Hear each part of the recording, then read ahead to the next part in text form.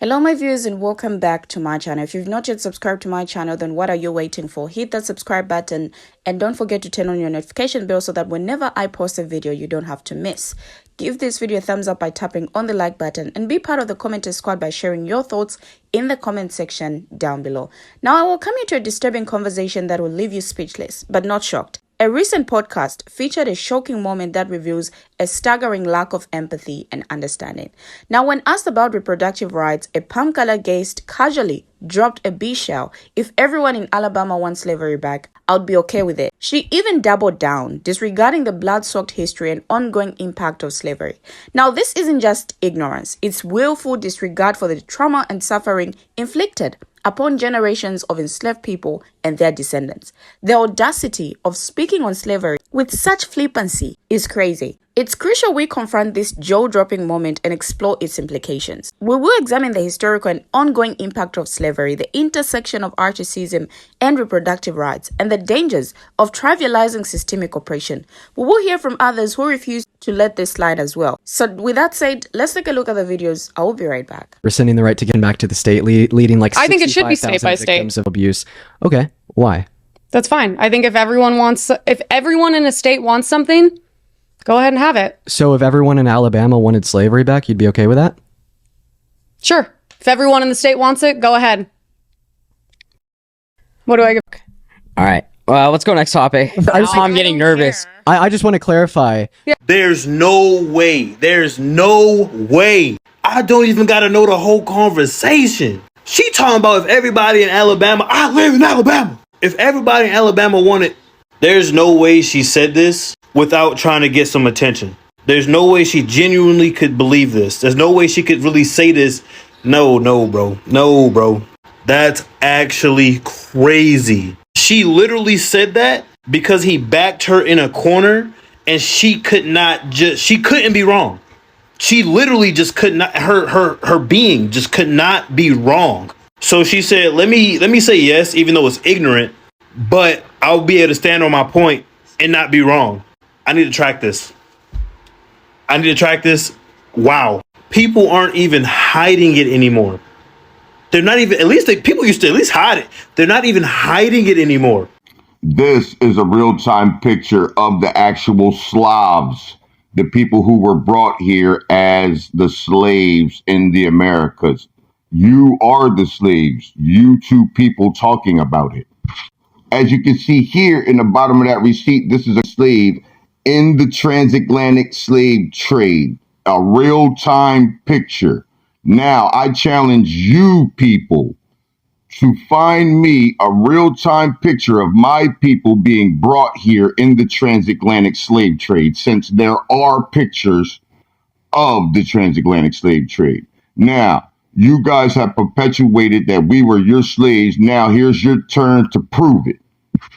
Since I can clearly prove that you people are the Slavs that were brought here, my people are the indigenous people. Get that straight. That with her whole chest. And she doubled down on it. This world is definitely doomed.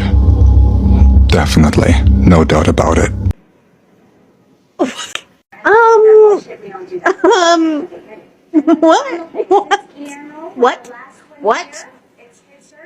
What? She then goes on to say, yeah, I'm not like some psychopath or something. I beg to differ. I'm so, What is happening? What is happening? Just like even the surprise and shock on both of their faces was like, the whole, yep. Like, I know we're all into free speech, but can we please start deplatforming these people and taking away their microphones? Free speech is incredible, and it's an incredible right that we all share and have. At what point, though, do we just start removing the platforms of people whose free speech is directly causing harm? She's not entertaining. Her take isn't great. She said, she's just good. Just because you know like a lot of words doesn't mean you're intellectually there. You're just good. Hey, yo, nah, this can't be real life, bro. She said that with the straightest face. Yeah, I'll be okay with it. You're cooked. Your career is over. There's no way your career should continue after that. You're done. I mean, I guess I give you props for saying it out loud, but I shouldn't even give you props for that because that's weird. Why would you want to bring slavery back? Why would you be okay with that? You said that in 4K and you said it in front of the dean of all. This is absolutely insane, bro. Lord, she is lucky I can't find her TikTok, bro. Oh my God. Sometimes people that don't know what they're talking about shouldn't speak. I'm not going to be too hard. I'm going to rip them a new one. Because both the guy and the girl in this video are probably speaking to a lot of people at once. And they're just making their brains mushy as much as theirs are. So let's talk about two of the things that they talked about. Number one, the girl when she says that reproductive rights for women, that should go back to the state, and if everybody in the state votes for it, then she's fine with it. And the guy correctly points out that's called a confederacy, and that was, there was a whole war about that, and they lost, because if you allow states to decide issues like reproductive rights for women, then you will have states like Alabama and Texas that have one sets of rules, and then other states that have other sets of rules. So in the states where women may feel and are oppressed by those rules and denied access to benefits that people in other states have, so they would have to leave that state, which is a point of privilege to be able to travel somewhere for your health care. But the people that are stuck there don't get the same rights and benefits as people in other states. That's called a confederacy. That's not what we are. And also, that allows, the second thing that I take issue with is the rule of the majority cannot deny the rights to the minority. We seem to be in this world of political states that it is win, lose, me, you, left and right, and that is not how our system of government really works. In the state of Alabama, which we get the heat all the time, that they say they get what they deserve because they vote for the Republicans all the time, right? However, if you look at the vote turnout, I've said this many times, it's 60-40, 58-42 in the vote totals. So when you say, okay, if 58% of the people vote to deny access to women's reproductive health services in the state of Alabama, then that 42% of people are SOL, and you're fine with that. You're fine with oppressing the rights of those people because the 58% are jacks that say, I don't care what you want to do. We're going to do it my way. If you don't like it, move. And then what you're left with are only the privileged people can afford to leave or move or uproot their lives. And then you get the people that are stuck here, which need help the most. And then they are the ones that suffer the most. So when you say things, I'd like you to think about them. This guy did a fair job of calling her out with but he didn't do it strong enough. Listen, if you do not want to get don't get one. But you don't have the right to force every other woman in this country to bend to your will. I don't care what your beliefs are. That's called freedom. Freedom of personal choice. Freedom is what we stand on, not suppressing freedom of others because of our personal beliefs.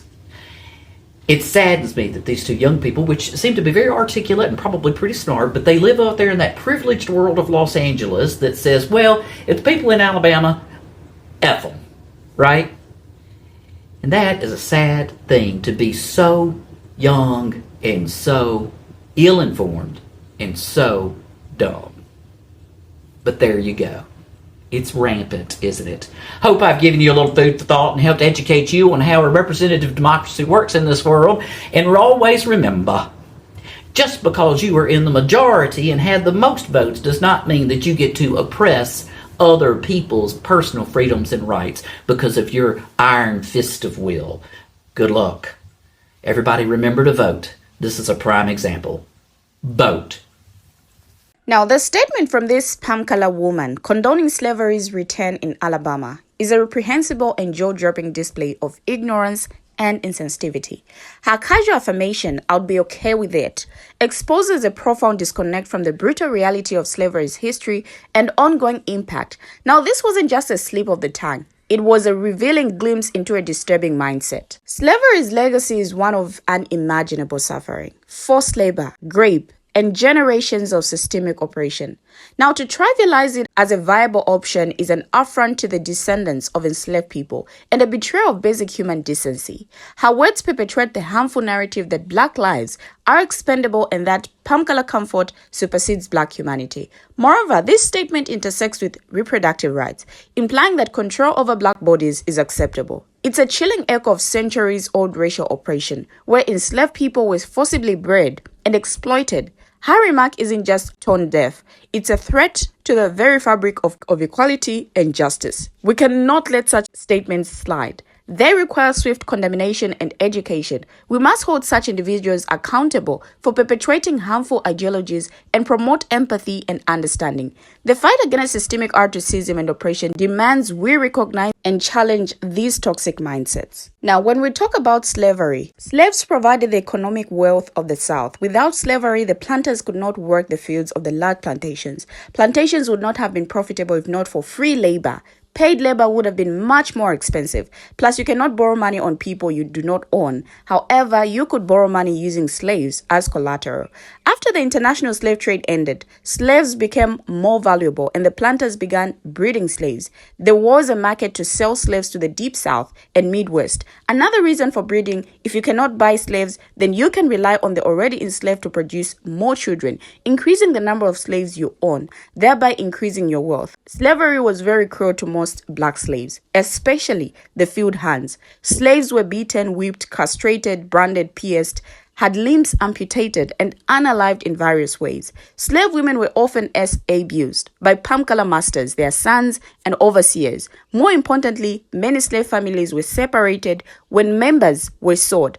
In a lot of situations, the most fertile enslaved women and men were often chosen to be together in order to produce more children, and most slaves were forbidden to marry unless their owners permitted it, and many marriages were not formalized until slavery ended. This right here is something that she would want back. It's really appalling that this palm color lady would condone the return of slavery simply because everyone wants it. How can anyone be okay with the mistreatment of fellow human beings in the most inhumane ways imaginable? Slavery's legacy is one of forced labor, systemic rape, families torn apart, unalivings, and generations of trauma. The audacity of her statement disregards the bloodshed and struggles of enslaved people, the ongoing fight for racial equality, and the inherent worth and dignity of Black lives. We cannot trivialize or condone such atrocities. Every human being deserves respect, dignity, and freedom. Her remark exposes a disturbing mindset prioritizing palm color comfort over Black humanity. This is not just a matter of personal opinion. It's a reflection of systemic racism that perpetuates harm and inequality. We must condone such ideologies and strive for empathy and understanding and justice. In a world where claim to value human rights and dignity, how can we tolerate statements that erase the suffering of entire communities? We must hold such individuals accountable for perpetuating harmful ideologies and promote education, empathy, and anti-racism. Now, this is a stark reminder that some individuals shouldn't be entrusted with a microphone. Her words weren't just misinformed. They were dangerous, perpetuating harmful ideologies that humanize entire communities. It's baffling that someone so grossly uniformed can share their thoughts unchallenged on a public platform. Her lack of understanding about slavery's brutal history, its ongoing impact, and the struggles of marginalized communities is staggering. This isn't about free speech. It's about accountability. Microphones amplify voices, giving them power. We must ensure that those voices deserve that power, not just anyone who feels like, going on the microphone and saying whatever they feel like saying because they feel it's right. We have finally come to the end of the video, but what do my viewers have to say? Share your thoughts, your views in the comment section. Thank you for watching and see you in my next video as I bring you another video.